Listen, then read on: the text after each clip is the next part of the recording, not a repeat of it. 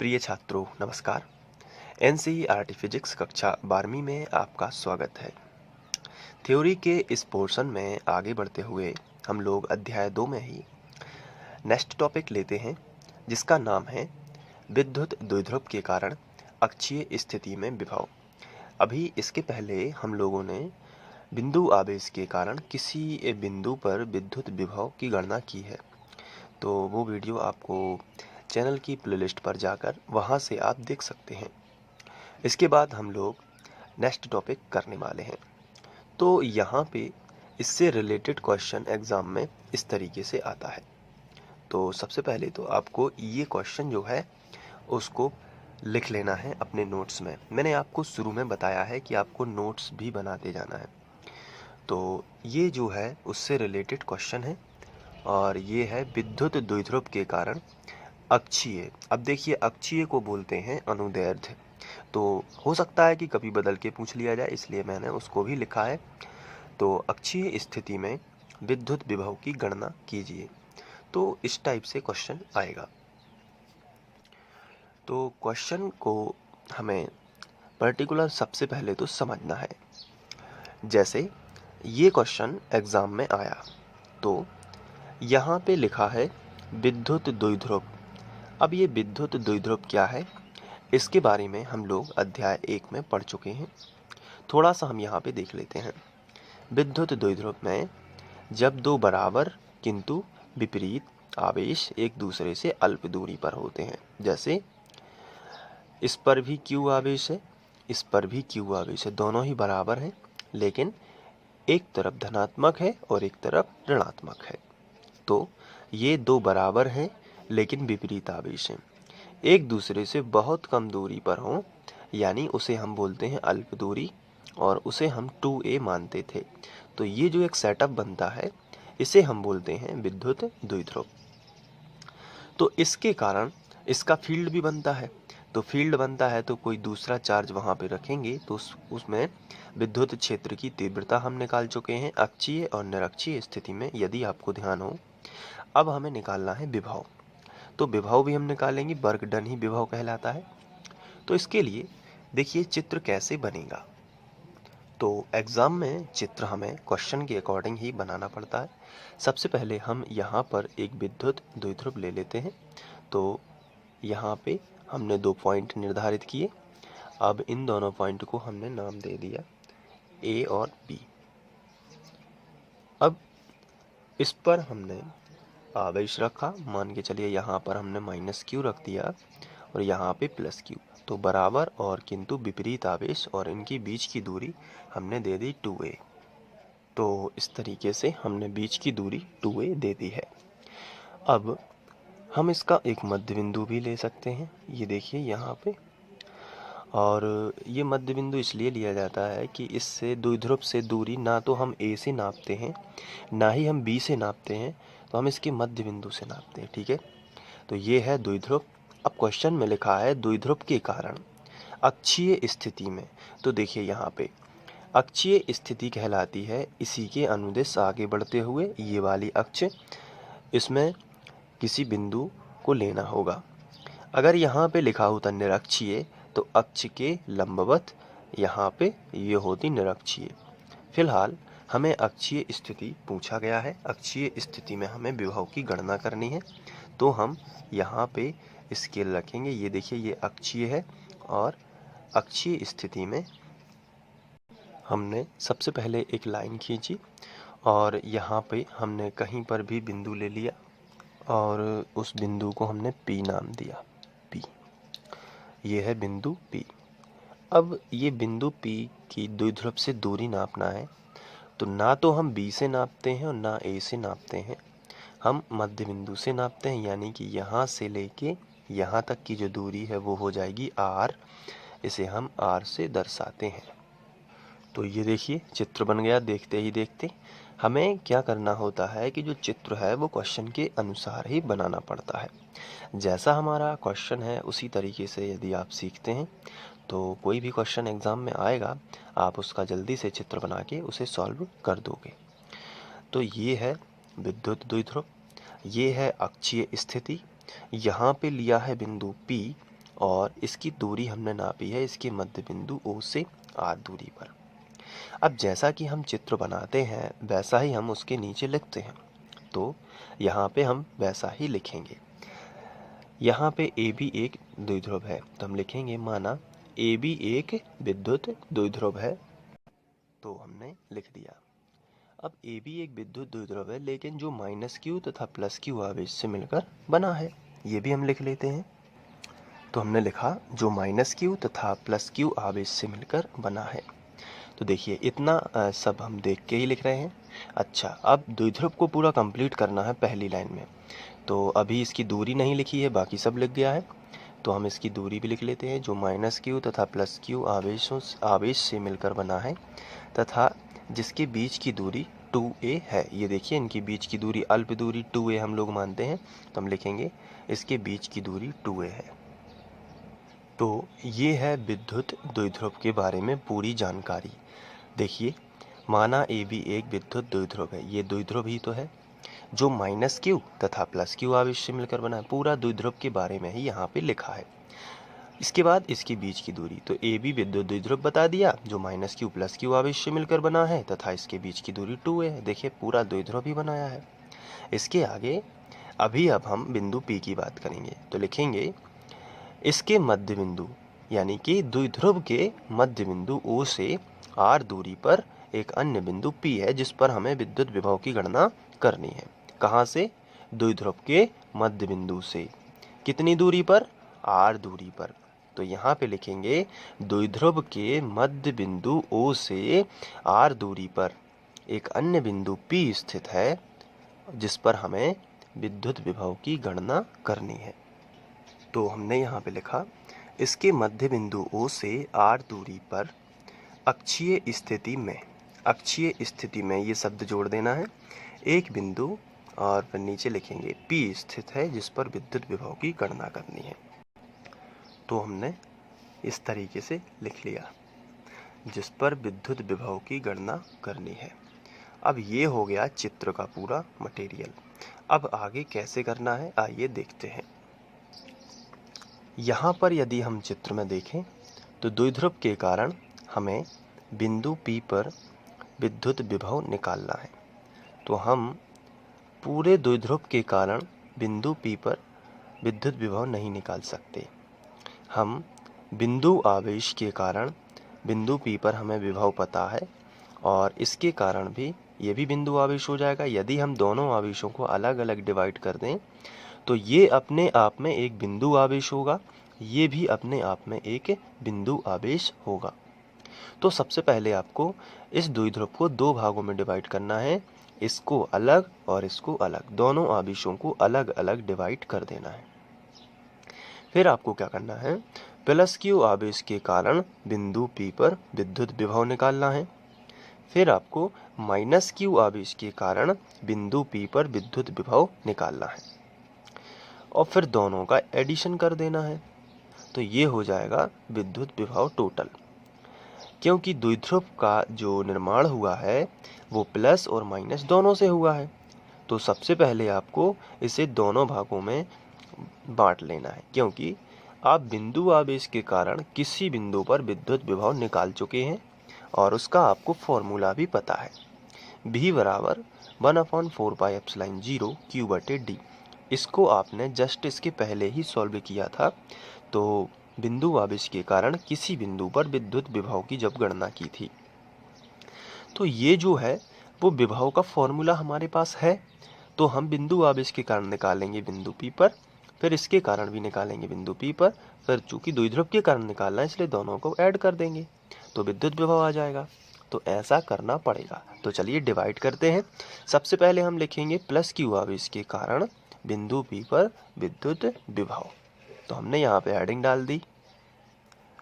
अब हमें यहाँ पे विभव +Q के कारण है और -Q के कारण भी निकालना है। तो प्लस के कारण V1 मान लेते हैं और माइनस के कारण V2 मान लेंगे। तो V1 बराबर, अब विभव जो बिंदु आवेश के कारण होगा उसका फॉर्मूला तो हमें मालूम है 1/4πε0। तो हम यहाँ पे लिखेंगे 1/4πε0 इंटू Q आवेश है लेकिन चूंकि प्लस क्यू है तो हम यहाँ पे प्लस क्यू लिख देंगे, तो प्लस माना ही जाता है इसलिए क्यू ही रहेगा बटे डी। डी क्या थी उस समय, तो आंसर है डी उस समय जब हम लोगों ने निकाली थी तो दूरी थी। तो चेक करते हैं कि प्लस क्यू आवेश से बिंदु पी तक की दूरी कितनी है। तो हम थोड़ा सा ऊपर गए, प्लस क्यू आवेश से बिंदु पी तक की दूरी क्या आर है। क्या आप बता सकते हैं कि प्लस क्यू आवेश से बिंदु पी तक की दूरी आर है, तो आपका आंसर होगा नहीं, क्योंकि आर तो ओ से पी तक की है, तो प्लस क्यू से कोई दूरी ही नहीं दी गई है, लेकिन पॉइंट तो दिए गए हैं, तो हम इसको मान लेंगे बी से पी यानी बी पी। तो हम यहाँ पे क्या मानेंगे, बी पी, तो डी की जगह पर बी पी हो जाएगा।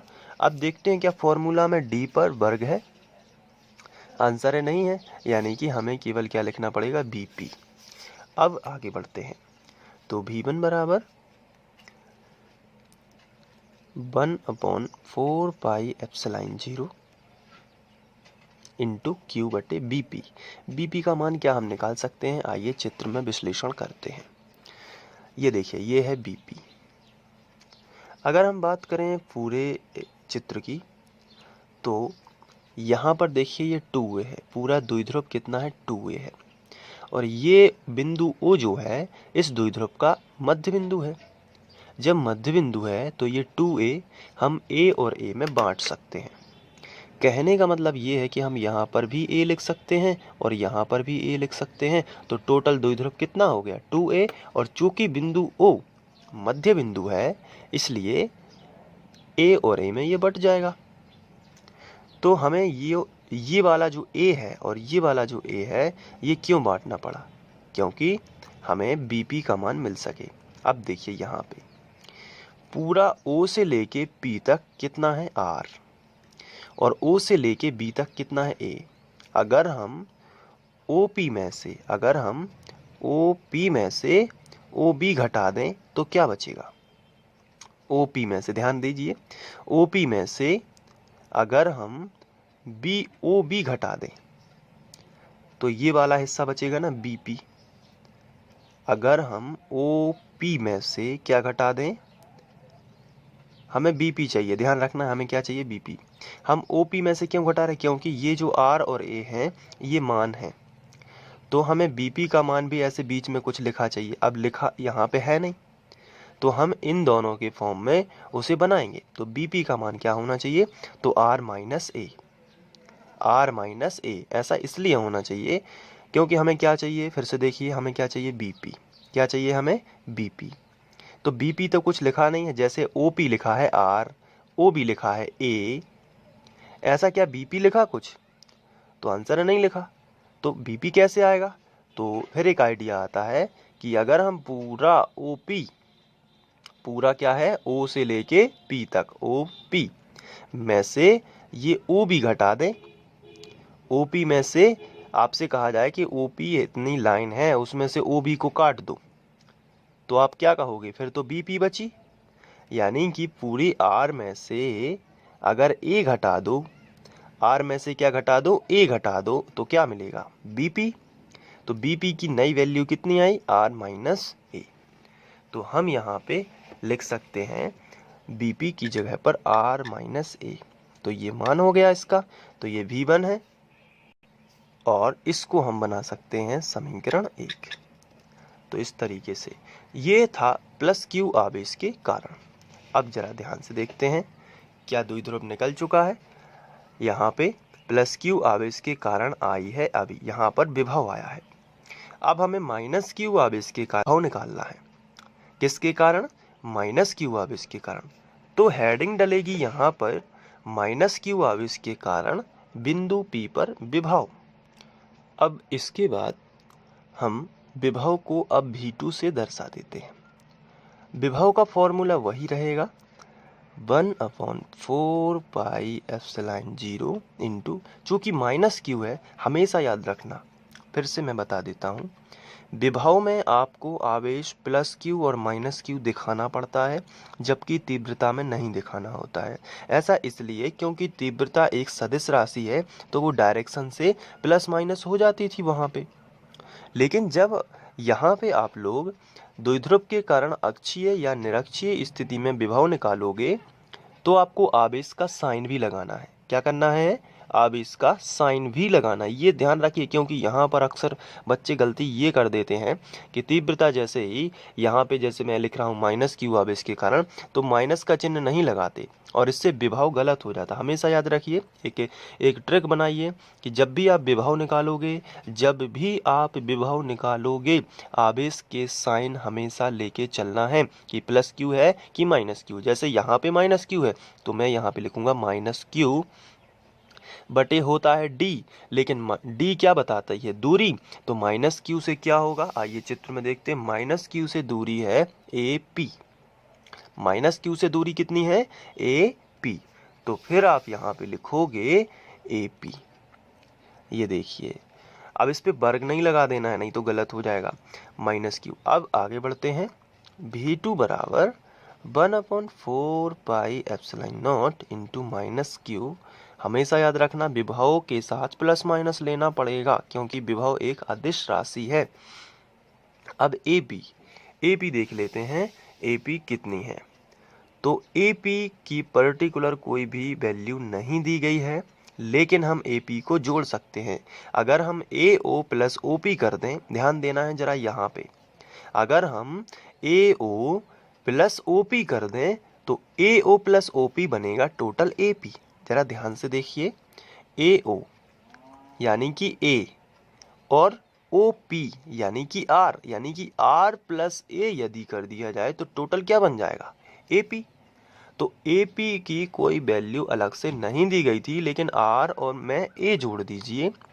R कहाँ से कहाँ तक की दूरी है? O से P तक की R दूरी है, उसमें A और जोड़ दीजिए ये वाला, क्योंकि ये इतना मान AO, इसका मान कितना है? A। तो R प्लस A यानी कि AP। तो हम यहाँ पे लिखेंगे R प्लस A। इसी तरीके से आपको लिखना है और इसको बना देना है समीकरण 2। अब क्वेश्चन में पूछा गया था कि विद्युत द्विध्रुव के कारण, यहाँ पे विद्युत द्विध्रुव के कारण अक्षीय स्थिति में विद्युत विभव की गणना। तो ये है द्विध्रुव, इसके कारण इस पर विभव। तो हमने क्या किया, इसके कारण विभव अलग निकाला, इसके कारण विभव अलग निकाला। अब पूरे द्विध्रुव के कारण जो विभव होगा इन दोनों के विभव के योग के बराबर होगा। तो हम हेडिंग डालेंगे परिणामी विभव। तो यहाँ पे हम आगे बढ़ते हैं और यहाँ पे हेडिंग डाल देते हैं परिणामी विभव। तो जो टोटल विभव होगा V, वो बराबर होगा V1 प्लस V2, यानी कि पहले वाला V1 और दूसरे वाला V2। तो V1 कितना है? तो इसके लिए हम ये वाला मान रखेंगे, ये आपको V1 का मान रख देना है समीकरण 1 वाला, और ये V2 का मान रख देना समीकरण 2 वाला। तो चलिए रखते हैं 1/4 पाई एप्सिलॉन 0 इंटू क्यू बटे आर माइनस ए। तो हम रखते हैं 1/4 पाई एप्सिलॉन 0 इंटू क्यू बटे आर माइनस ए। अब चूंकि वर्ग तो है नहीं, देखिए आप यहाँ पे क्यू बटे आर माइनस ए सिंपल सा लिखा है, प्लस लगा है तो प्लस, फिर दूसरी वैल्यू V2 की पूरी वैल्यू रख देना है 1/4 pi epsilon 0 into minus Q बटे आर प्लस ए। अगर एक बार आप समझ लेते हो ऐसे व्यंजक को, तो आप बिना देखे ही दोबारा कर दोगे और एग्जाम में बहुत अच्छा इसी तरीके से लिख के आना है, ताकि आपका एक भी अंक ना कटे। चलिए आगे बढ़ते हैं। तो इतना हम लोगों ने लिख लिया था, इसके बाद आगे बढ़ते हैं। यहाँ पे देखिए दोनों स्टेप्स, ये पहला स्टेप आपको देखना है और ये दूसरा स्टेप, यानी कि इन दोनों टर्म में क्या कॉमन है। तो देखिए यहाँ पे सबसे पहले तो ये माइनस लगा है, तो प्लस माइनस का माइनस कर देते हैं। तो पूरा स्टेप लिख के यहाँ पे माइनस कर देते हैं। तो हमने ये लिखा पूरा, पहले ज्यों का त्यों, प्लस माइनस का हुआ बीच में माइनस, और फिर हमने ये पूरा लिख दिया 1/4 पाई एप्सिलॉन 0 इंटू क्यू बटे आर प्लस ए। ये देखिए अब निकालते हैं कॉमन। तो क्यू बटे 4 पाई एप्सिलॉन 0 यहाँ पर भी है, क्यू बटे 4 पाई एप्सिलॉन 0 यहाँ पर भी है। देखिए दोनों में कॉमन है ये दोनों चीज़ें, ये और ये और ये। तो इन दोनों को करते हैं बाहर, यानी कि कॉमन निकालते हैं। क्यू बटे 4 पाई एप्सिलॉन 0, अंदर क्या बचेगा? अंदर बचेगा क्यू चला गया, 4 पाई एप्सिलॉन 0 चला गया, तो ऊपर बचेगा एक, कुछ भी नहीं है तो एक मान लेते हैं। तो 1/r-a, माइनस लगा है तो माइनस, यहाँ पर भी क्यू चला गया बाहर और 4πε0 भी चला गया, तो बचेगा क्या, 1/r+a। ये देखिए हमने उभयनिष्ठ निकाल लिया। अब इसके बाद हमें एलसीएम लेंगे, इसको ज्यों का त्यों लिखेंगे। तो b बराबर q/4πε0। इसके बाद इसका दोनों का लेंगे एलसीएम, तो r-a, r+a दोनों अलग अलग हैं, इसलिए दोनों को एलसीएम के रूप में यहाँ पे ले लिया। तो r-a और r+a। अब इसके बाद इसका इसमें भाग जाएगा तो ये और ये कैंसिल हो जाएगा, तो बचेगा क्या, केवल r+a। तो इसको हम यहाँ पे लिख देते हैं r+a। बीच में लगा है माइनस, और इसके बाद ये और ये कैंसिल हो जाएगा इस बार, तो क्या बचेगा, r-a, और r-a का 1 में गुणा होगा तो आएगा r-a। आगे बढ़ते हैं। तो v बराबर q/4πε0। यहाँ पे देखिए माइनस का गुणा हो जाएगा तो r+a माइनस r और माइनस माइनस प्लस a बटे एक बार धन और एक बार ऋण, सर्वसमीन का a वर्ग माइनस b वर्ग। इसके बाद आगे बढ़ते हैं।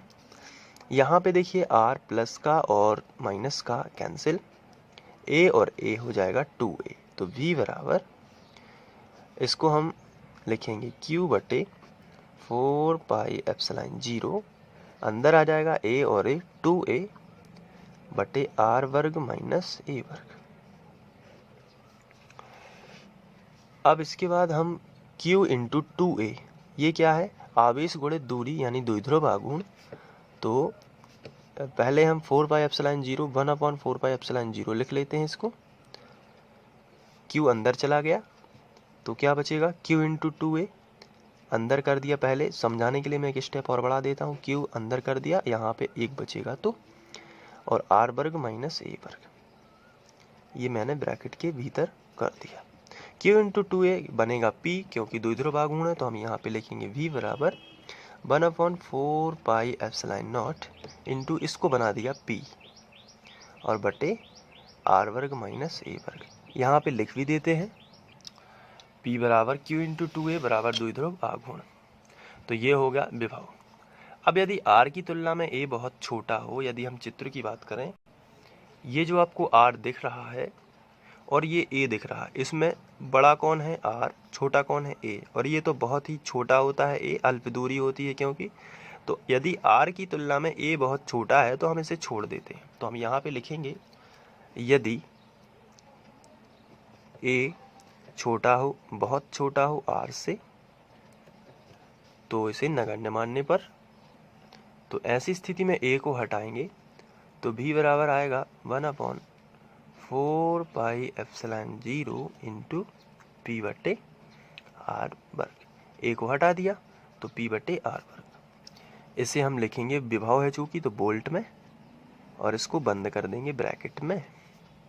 इसके बाद यदि हम लिखेंगे, यदि माध्यम का पराविद्युतांक k हो तो यहाँ पे k लगा के पूरा लिख देंगे। तो यही अक्षीय स्थिति के लिए विद्युत विभव का व्यंजक है। तो इसी तरीके से यदि आप करते हैं तो आपको एग्ज़ाम में पूरे अंक मिलेंगे, एक भी अंक नहीं कटेगा। आइए इसको हम लिखने के लिए स्क्रीनशॉट लेते हैं।